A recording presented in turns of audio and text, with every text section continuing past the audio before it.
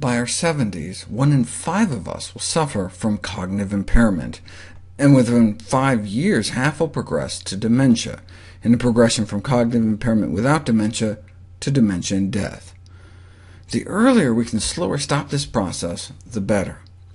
Although an effective treatment for Alzheimer's disease is unavailable, even interventions just to control risk factors could prevent millions of cases. So an immense effort has been spent on identifying risk factors for Alzheimer's and developing treatments to reduce them. In 1990, a small study of 22 Alzheimer's patients reported that they had high concentrations of something called homocysteine in their blood. The homocysteine story starts back in 1969, when a Harvard pathologist reported 2 cases of children, one dating back to 1933, whose brains had turned to mush.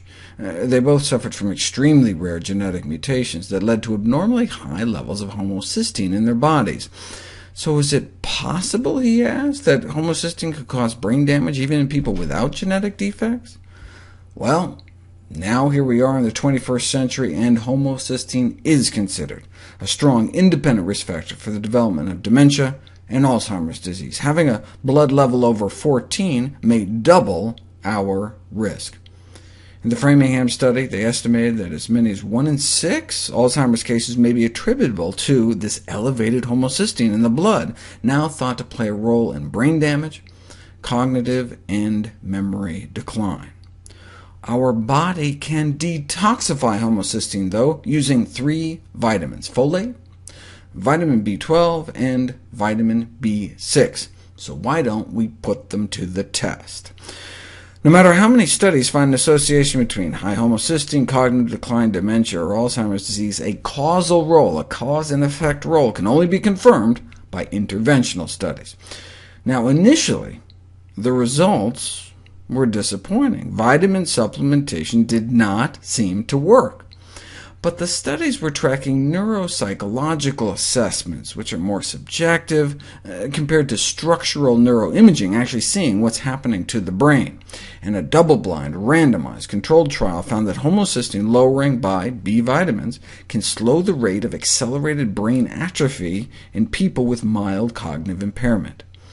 As we age, our brain atrophies, slowly atrophies, but the shrinking is much accelerated in patients suffering from Alzheimer's disease. Kind of an intermittent rate of shrinkage is found in people with mild cognitive impairment, but so the thinking is maybe if we could slow down the rate of brain loss, we could slow down this conversion to Alzheimer's disease. So they tried giving people B vitamins for 2 years, and they found it markedly slowed the rate of brain shrinkage. The rate of atrophy in those with high homocysteine levels was cut in half. A simple, safe treatment can slow the accelerated rate of brain loss. A follow-up study went further by demonstrating that B vitamin treatment reduces by as much as 7-fold the brain atrophy in the region specifically vulnerable to Alzheimer's disease, to the disease process. Here's the amount of brain atrophy over 2 years in the placebo group. Here's the amount of loss in the B vitamin group. Less brain loss. Now, the beneficial effect of B vitamins was confined to those with high homocysteine, indicating a relative deficiency in one of those 3 vitamins. So wouldn't it be better to not get deficient in the first place? Most people get enough B12 and B6, but the reason these folks were stuck up at a homocysteine of 11 is that they probably weren't getting enough folate, which is found predominantly in beans and greens. 96% of Americans don't even make the minimum recommended amount of dark green leafy vegetables, the same pitiful number that don't eat the minimum recommendation for beans. In fact, if you put people on a healthy diet, on a plant-based diet, you can drop their homocysteine levels 20% in just 1 week, up from around 11 down to 9.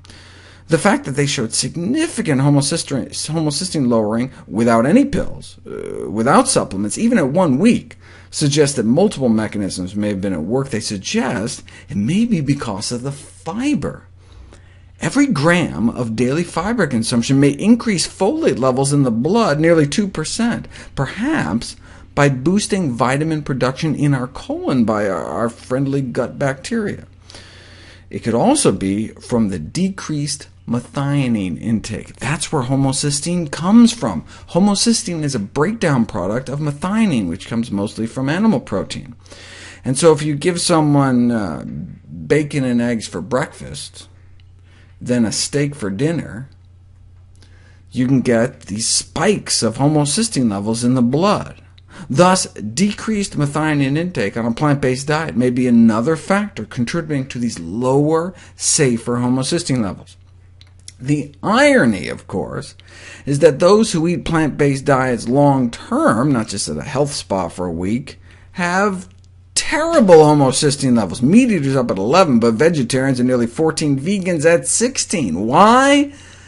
They're getting more fiber and folate, but they're not getting enough vitamin B12. Most vegans can be classified as being likely to suffer from hyperhomocysteinemia, too much homocysteine in the blood, because most vegans in this study were not supplementing with vitamin B12, or eating vitamin B12 fortified foods, which is critical for anyone eating a plant-based diet. But if you take vegans and give them B12, their homocysteine can drop down below 5. Why not just down to 11? Well, the reason the meat eaters were stuck up at 11 is probably because they weren't getting enough folate. But once vegans got enough B12, they could finally fully exploit the benefits of their plant-based diets and come out with the best levels of all.